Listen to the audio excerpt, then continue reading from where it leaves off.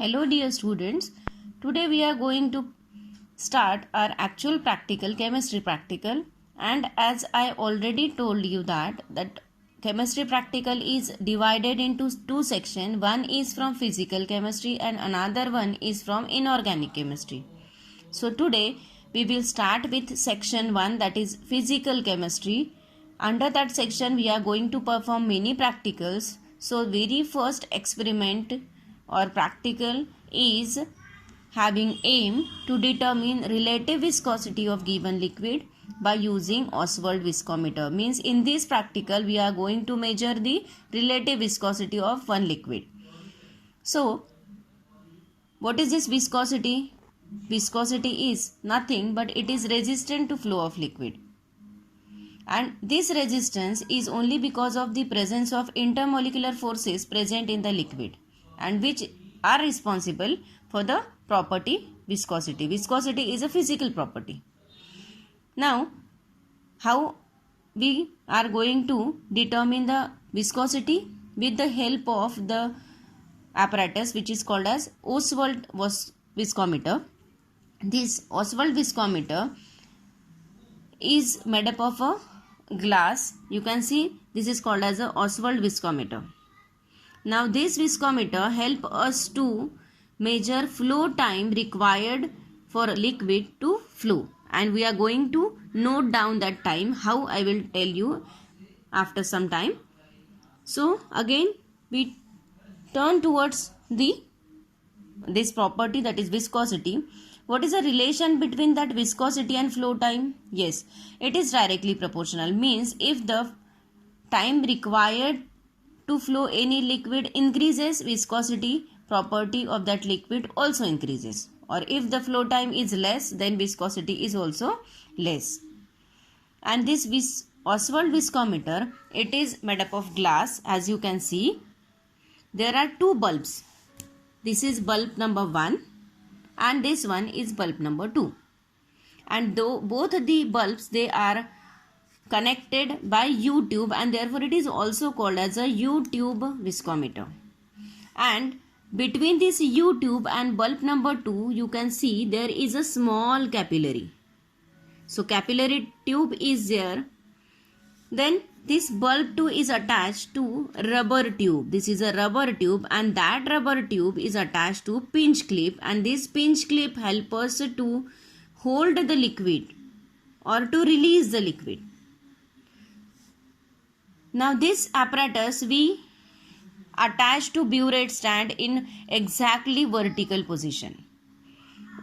Before using this apparatus, we have to wash this apparatus 2 or 3 times with distilled water.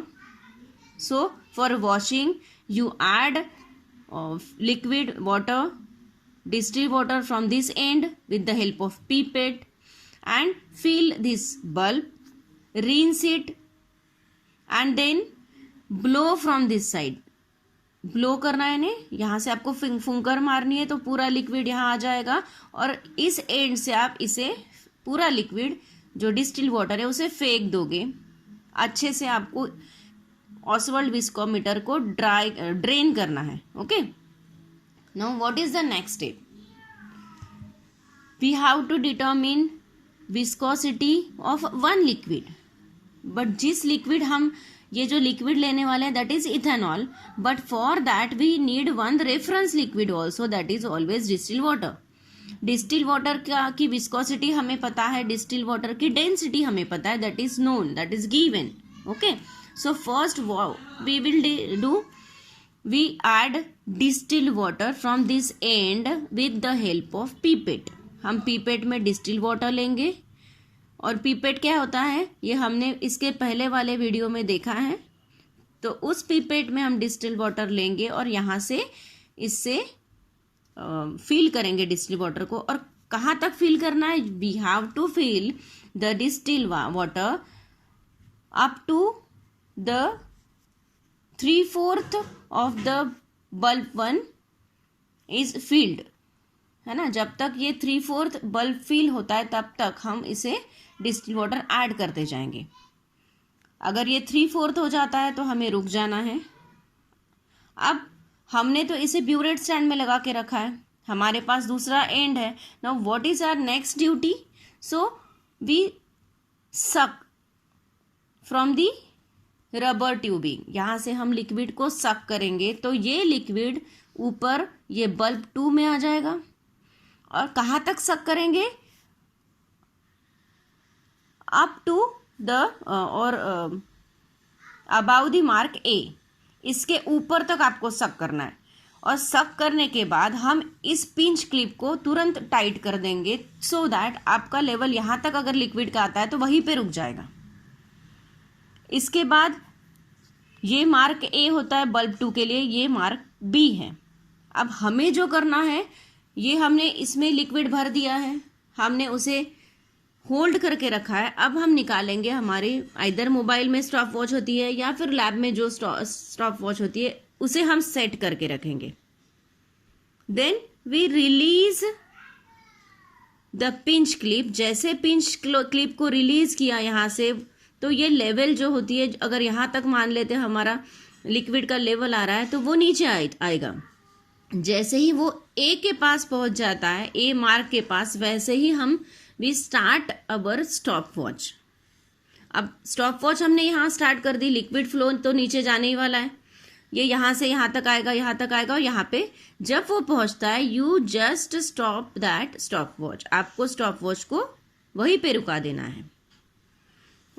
सो अब stop watch में आप देख सकते हो कि mark A to mark B जो कुछ फ्लो टाइम, वो फ्लो होने के लिए जो टाइम लगा है वो वहाँ पे स्टॉप वॉच में रिकॉर्ड कर लिया आपने. उसे आपको आपके कॉपी में रिकॉर्ड करके रखना है. Suppose we are recording it as a T1. So T1 is suppose it is coming as 2 minute. अगर वो 2 मिनट आता है तो हम क्या करेंगे? We convert it in seconds. यानी 2 मिनट का 1 मिनट के लिए 60 सेकेंड्स होते हैं, तो 60 मिनट का सेकेंड्स का 1 मिनट होता है, तो 2 मिनट के लिए 60 इंटू 2 यानी 120 सेकेंड्स लग गए. Okay, so this is your first reading for distill water. Again हम क्या करेंगे? फिर से we suck the same liquid that is distill water about the mark A. We tight this pinch clip so that the liquid holds there. Then we rearrange our stopwatch. After rearranging the stopwatch, we release this from this end. जैसे ही pinch clip को हम loose करते हैं, so water level it goes down. जैसे ही ये A के पास आएगी, we start our stopwatch. और ये जब B के पास पहुंच जाएगा, then we stop our stopwatch. और जो कुछ रीडिंग आपको stopwatch में दिख रहा है उसे आपको T1 का दूसरा रीडिंग करके लिखना है. So we repeat this for 3 times. So we get 3 reading for the same distill water.